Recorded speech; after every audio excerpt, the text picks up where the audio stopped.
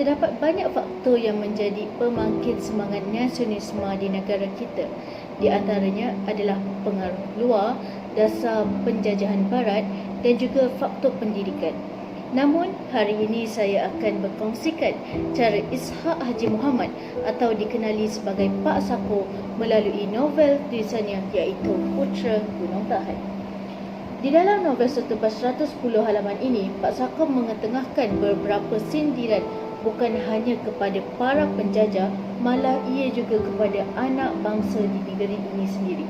Novel ini dimulai dengan kisah dua orang kulit putih yang bernama Robert dan juga William. Robert dan juga William ini datang ke Gunung Tahan kerana ingin mencari tempat peranginan bagi kerajaan Britain. Dalam perjalanan mereka ditimpa hujan yang sangat lebat dan akhirnya memisahkan mereka berdua. Saya akan menceritakan mengenai kisah Robert dahulu. Dalam masa mencari arah pulang, Robert akhirnya dikepung oleh sekumpulan orang asli.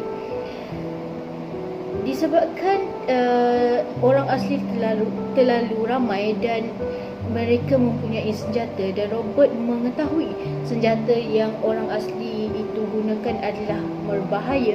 Akhirnya Robert menyerah diri dan mengikut orang asli tersebut.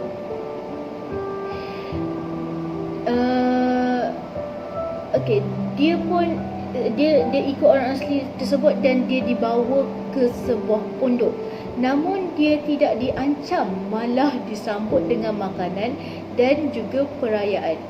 Malam tersebut, Robert diperdudukkan di tengah-tengah kumpulan bersama tuan penghulu sakai dan seorang perempuan tua yang personaliti dia agak berbeza dengan perempuan-perempuan yang ada di kawasan itu. Perempuan tua itu akhirnya mengatakan bahawa kepada Robert, "Tuan telah sampai ke tempat kami. Kami lantik Tuan sebagai ketua kami dan kami gelarkan Tuan dengan gelaran batin putih." Sebenarnya Robert tidak menyukai gelaran tersebut kerana bagi Robert, dia hanya menginginkan mencari tempat peranginan bagi kerajaan Britain, dan sekiranya dia berjaya, dia akan dibayar sebanyak 5,000 pound. Tapi disebabkan tidak mempunyai pilihan dia pun bersetuju mengiyakan saja apa yang diinginkan oleh perempuan tersebut. Namun kisah Robert tidak berakhir dengan gembira apabila Robert akhirnya mati tanpa mendapat apa-apa ganjaran. Kita beralih kepada kisah William. William cuba mengikuti jejak Robert, namun jejak Robert terputus di kawasan sungai. Nasib William tersempak dengan seorang lelaki yang bernama Kusina. Kusina merupakan lelaki muda yang akhirnya mengkhabarkan mengenai kematian Robert.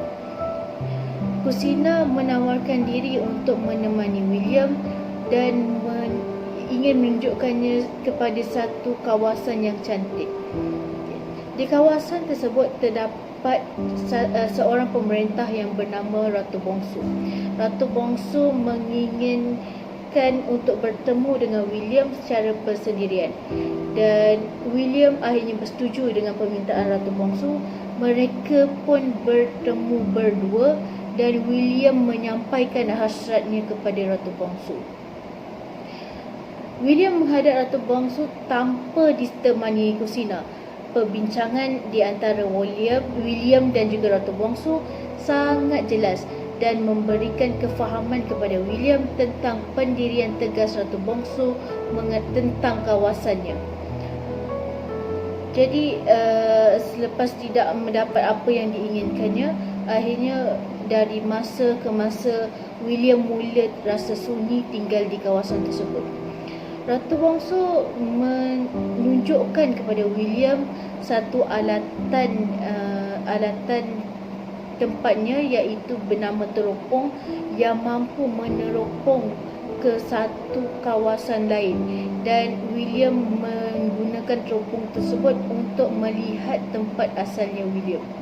William teropong dari dia dapat melihat rumahnya, dapat melihat isterinya, namun dia tidak mendengar apa yang diperkatakan oleh isterinya. Namun Ratu Bongsu juga memiliki satu teknologi bagi mendengar apa yang dikatakan oleh orang jauh. Namun ia cuma dapat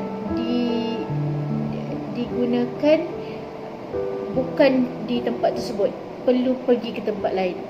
Okay. Selepas mendapat peluang mengutuskan surat, William akhirnya mengutuskan surat kepada kerajaan Britain dan menginginkan dihantar satu tong racun begitu kepada kawasan Gunung Tahan. Disebabkan bunyi aneh dari kapal terbang membuatkan Ratu Bongsu menyuruh William mengambil teropongnya dari Kusina, dan tindakan itu menyebabkan William dikurung oleh Kusina. Sebenarnya Ratu Bongsu mengetahui helah William. Ketamakan William juga memberikan padah kepada dirinya. Di sini kita boleh lihat perjuangan kita berbeza, kemahiran kita berbeza. Seperti Pak Sako memiliki kelebihan dalam penulisan. Maka Pak Sako tidak mengangkat senjata untuk melawan penjajah, tapi Pak Sako mengangkat pena. Tidak semua orang perlu mengangkat senjata bagi mempertahankan negara. Ada yang mampu menjadi askar, ada yang mampu menjadi polis.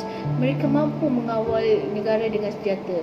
Namun ada orang yang mampu menggunakan kebijaksanaannya untuk mengawal kedaulatan negara. Di dalam buku ini juga Pak Sako sendiri menyatakan bahawa saya menulis Putera Gunung Tahan. Sebentar saya buka. Di sini saya menulis Putera Gunung Tahan khusus sebagai alat perjuangan menuntut kemerdekaan, keadilan dan menghalau penjajah. Semoga dengan adanya buku ini dapat menambah semangat nasionalisme dalam diri setiap orang yang membacanya. Sekian, terima kasih.